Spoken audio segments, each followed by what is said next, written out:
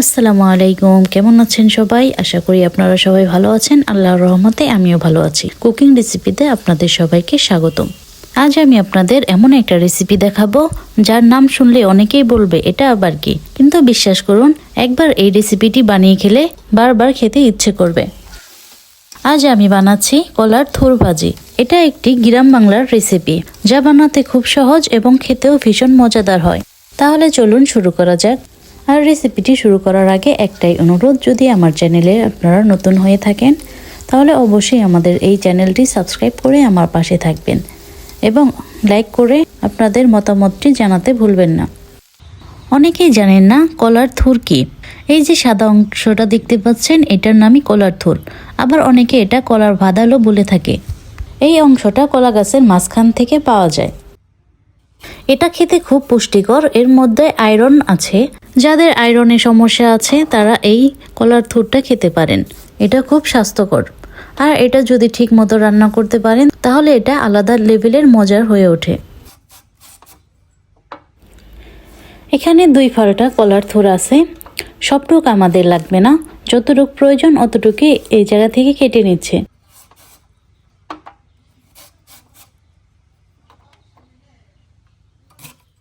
এই থুরের ভিতরে অনেক সময় মাকড়সার জাল থাকে, সেগুলো আমাদের হাত দিয়ে ছেড়ে নিতে হবে।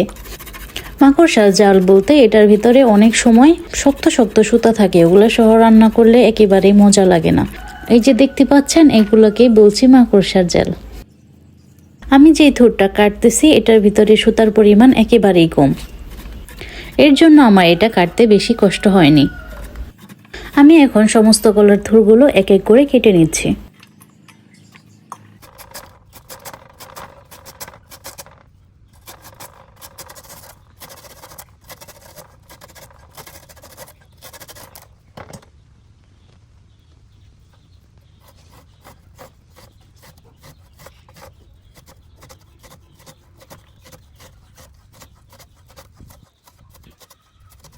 কলার থুর কাটার পর হাতটা একটু কালচে হয়ে যায়, ভুলেও আয়রন পানি দিয়ে হাত ধোবেন না, তাহলে হাত কালো হয়ে যাবে। এবং কলার থুরেও আয়রন পানি দিয়ে ধোয়া যাবে না, তাহলে এগুলো কালো হয়ে যাবে। আর কালো হওয়ার পর রান্না করলে সেগুলো দেখতে একটু বিশ্রী লাগে। এখন আমি রান্নার জন্য পেঁয়াজ ছুলে নিচ্ছি। এখানে আমি পরিমাণ মতোই পেঁয়াজ নিয়েছি, আপনারা আপনাদের পরিমাণ মতো নিয়ে নেবেন।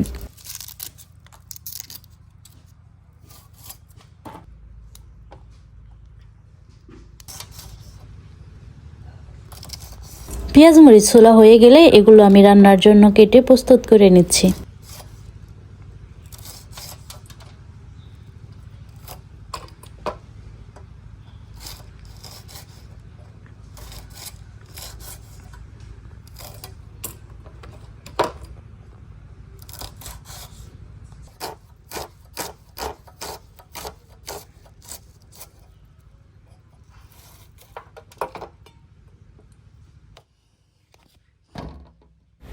পেঁয়াজ মরিচ কেটে নেওয়া শেষ। এখন আমি একটা কড়াইতে পরিমাণ মতো তেল গরম করে এর মধ্যে দিয়ে দিচ্ছি আধা টেবিল চামচ পরিমাণ আস্ত জিরা।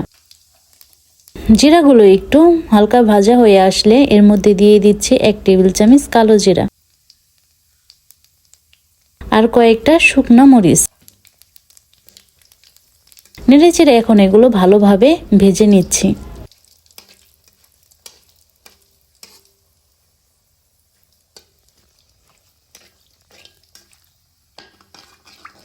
ভাজা হয়ে আসলে এর মধ্যে দিয়ে দিচ্ছি কেটে রাখা পেঁয়াজ ও মরিচ।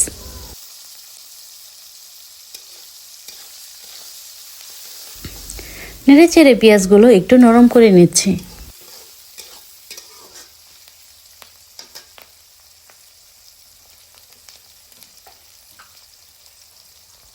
পেঁয়াজ নরম হয়ে আসলে এর মধ্যে দিয়ে দিব স্বাদ মতো লবণ আর আধা টেবিল চামচ হলুদের ফাঁকি। নেড়েচেড়ে এই সব উপকরণগুলো একটু ভেজে নিচ্ছে।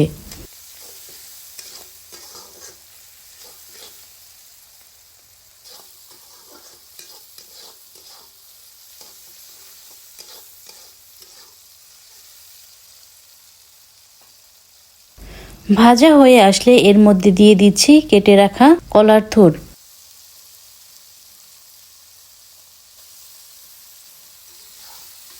থুর দেওয়া হয়ে গেলে নেড়ে চেড়ে সমস্ত মশলার সাথে কলার থুরগুলো ভালোভাবে মিশিয়ে নিতে হবে।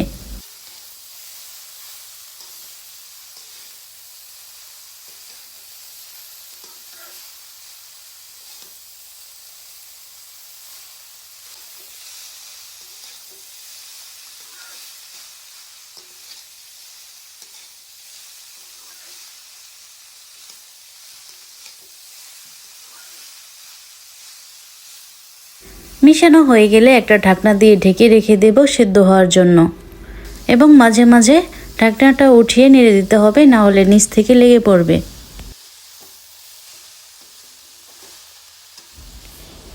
নেড়ে চেড়ে বেশ কিছুক্ষণ আমাদের এই কলার থুরগুলো রান্না করে নিতে হবে, যতক্ষণ না কলার থুরগুলো সেদ্ধ হয়ে আসে।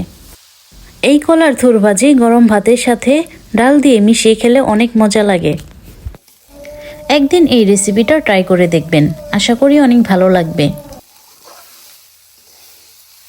এই রেসিপিটি রান্না করতে করতে একেবারে শেষ পর্যায়ে চলে এসেছে। আর 5-6 মিনিট ভালোভাবে নেড়ে চেড়ে নিলেই হয়ে যাবে আজকের এই কলার থুরের রেসিপিটা। ঘরে থাকা মাত্র কয়েকটি উপকরণ দিয়ে হয়ে গেল আজকের মজাদার কলার থুরের রেসিপি। আর এই রেসিপিটি বানাতে যেমন সহজ, খেতেও মজার। আজকের ভিডিওটি এই পর্যন্তই।